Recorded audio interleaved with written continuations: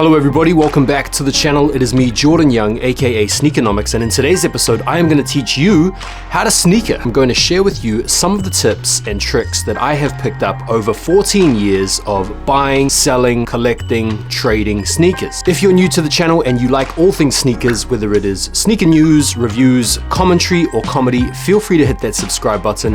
And if you don't want to do that, that is absolutely fine. You can piss off. In the first chapter, I'm going to be giving you some tips and tricks around collecting sneakers. Well, hey. Chapter 2 is about buying sneakers for a good price and trying to cop for retail. Amazing. Chapter 3 is about caring for your sneakers and storing your sneakers. You beauty. Chapter 4 is all about selling your sneakers. How can you make a listing that is going to sell? And then in the last chapter, I've got a few tips and tricks around making sneaker content. And so without any further ado, let's get into it.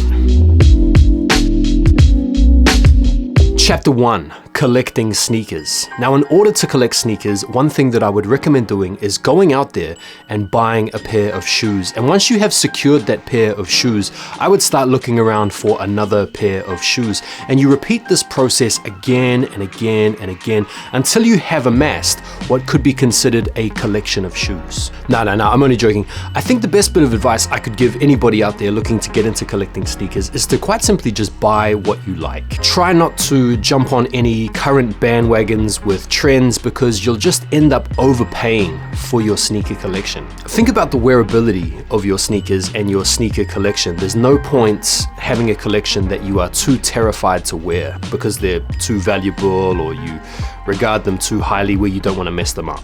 And lastly, I think a bit of variety is good. In my own collection, I have some beaters that I smash up on the daily. I have some classic sneakers that remind me of my childhood and my upbringing. I've got some new models that I'm trying out to see how they react and feel and perform. Got some bright colorways, some neutral, darker, plain colorways, because depending on the day and the mood, I like to express myself differently. Chapter 2, buying sneakers at good prices. How can I cop hype shoes for retail? Now, the best bit of advice is to make sure that you are following a number of different sneaker accounts, most notably me, and then one or two others. No, I'm only joking. Follow a number of different sneaker accounts, especially the kind of accounts that have got release info and leak info. Familiarize yourself with different websites so that you know what sneakers are coming out when. You basically want to be hip to all of the different raffle releases, which are going to release via all of the major retailers in your area. So familiarize yourself with the retailers, make sure you're following them on social media, and then when the raffles come around, enter into the raffles. Ask your friends and your family members to enter into the raffles on your behalf. And if you really want to go serious, you can join a cook group. I don't do it, I can't be bothered, but if you want to get that insider extra bit of information, you can always look at joining a cook group. When it comes to copping hype sneakers for retail, I think one of the best bits of advice I can give you is to not get your hopes up. What that means is that when you inevitably take the L, you can process it easier and just move on swifter rather than lamenting and getting salty. When it comes to copping normal sneakers for retail, absolutely no problem at all. Have a look around your local retailers, have a look online to see what's sitting, and build your collection from there. Also, bear in mind the sales. There are some really good sneakers that go on sale these days. And today's sales can be tomorrow's grails. There was a time in the not too distant past where Jordan 1s were going on sale, Jordan 4s were going on sale. When it comes to buying sneakers on the aftermarket for good prices, you have to be active. You can't just leave this video, go on eBay or go to have a look around for some hype sneakers, discover there are no steals out there currently and think, man, this guy's capping, he's all shit. You have to be active. I like to search on eBay and GOAT and sometimes StockX and also Facebook sneaker groups. Those are the marketplaces that I search on regularly. When I see a sneaker that I like, I save it into my watch list. When I see an auction that's running for a sneaker that I like, I make sure that I save it and I monitor it. I keep an eye on the market. When a steal comes around, you need to be hip to it and you can't hesitate because he who hesitates masturbates. If you want to come up on some good deals and steals, be sure to look around eBay and be sure to look around GOAT. The other good thing about those platforms as well is you can often send an offer to the seller. If they're in a position where they want to move the sneaker, they're going to listen to your offer. But don't get in the habit of lowballing, because when you lowball people, a lot of times you're going to get yourself offside with the seller where they're not going to want to deal with you in the first place. Chapter 3, caring for your sneakers. Now, I'm not overly paranoid about fortifying my sneakers for all types of different conditions. What I tend to do is I just spray my sneakers with some sneaker protection spray. You can get all sorts of different products. It's a worthwhile thing, just giving them a wee spray to protect them against stains and spillages. Now, if you are in the business of trying to protect your sneakers from creases and wear to the outsole, there are some products that you can get. You can get some crease guards for the toe, although I have heard that they can be uncomfortable. And you can also get sole shields, which is like a clear plastic film that you can cover the outsole with. When it comes to caring for them in terms of cleaning products, I don't really mess around with any hardcore cleaners. I just use regular soap and water. It's also worthwhile getting a suede brush to brush your suede. Last up, storage.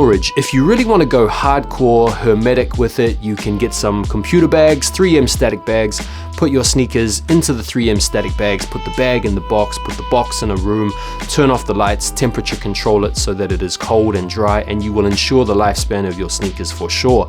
But I like to have my sneakers out on display like a lot of collectors do. I can admire and enjoy my collection day after day. If you do have your sneakers out in the open though, you want to get into the habit of dusting regularly. You also want to make sure that you're keeping natural lights to a minimum. I tend to keep the blinds closed and the lights off in here unless I'm making content, because you don't want light fade on your sneakers. And you just want to make sure that the room is not too damp, so if you've got a dehumidifier, keeping the moisture out. Some of the enemies of your sneakers are going to be moisture and humidity and light. So control those and you'll ensure the lifespan of your sneakers.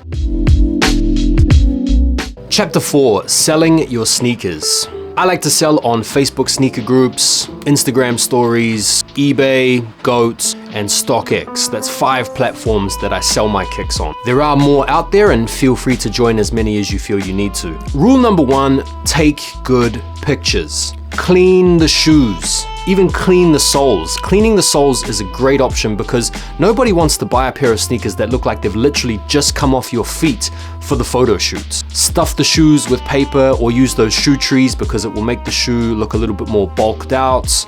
It will remove the appearance of creases and just generally improve the aesthetic. Take pictures in natural light, and if you really want to go hard, add a tag. People are going to be a lot more trustworthy of you if they can see a tagged picture because they know you have the sneakers in hand. Make sure in the listing that you are mentioning any flaws, and I would actually underestimate the condition of the sneaker because when someone buys your sneakers and the shoe is in better condition than they thought, it's always a pleasant surprise, and that is going to help you get good feedback.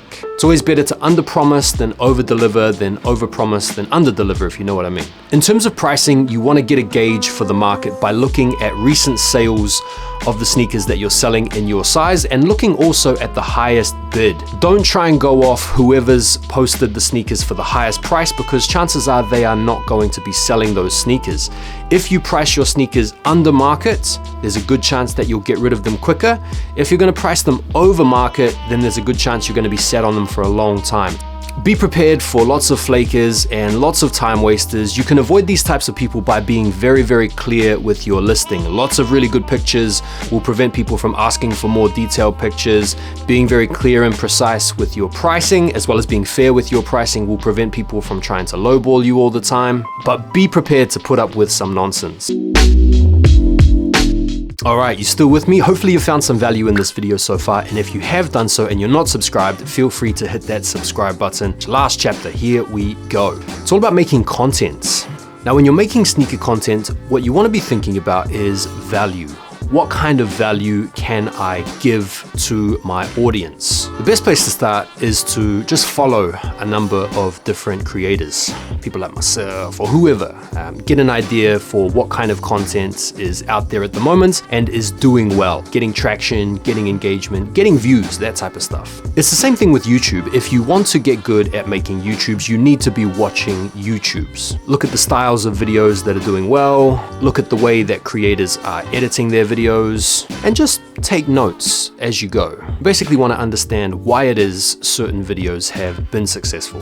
Usually the most successful videos are funny, entertaining, triggering, interesting, satisfying to watch, engaging, novel, topical, of the moment, pleasing to the eye. Make content that you are passionate about. If you are a sneaker collector and you're passionate about sneaker collecting, then there you go. Share your passion. If you're a reseller and you're passionate about hustling people and finessing people, no, I'm only joking. Then make videos about how you can add value in that space to other people that might be looking to do the same thing. If you just like sneaker culture and you like the history of sneakers and the iconic nature of sneakers and its place within popular culture, make videos about that stuff. Short content is massive these days, so if you're not already uploading to TikTok and Instagram Reels and YouTube Shorts, you should start now. Long form content is a little bit more difficult. It takes a lot more time and potentially a lot more investment in terms of equipment and setup and time to film and time to edit and time to render and time to upload. So maybe if you're just starting out as a content creator,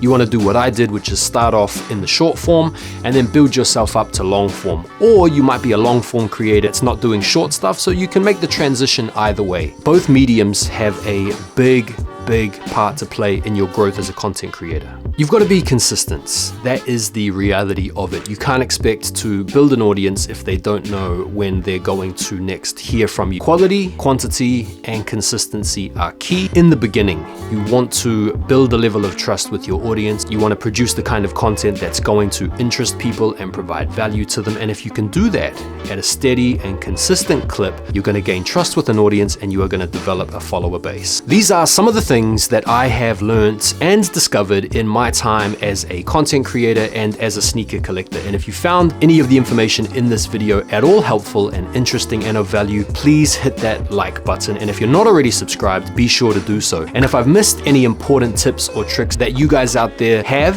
that you'd like to share with the rest of the community, feel free to write it in the comments, because I would love this to be an evergreen open forum where people can come and learn and share. So please feel free to do that. Thank you guys once again for your wonderful audience. I look forward to seeing you all on the next video. Take care for now and peace.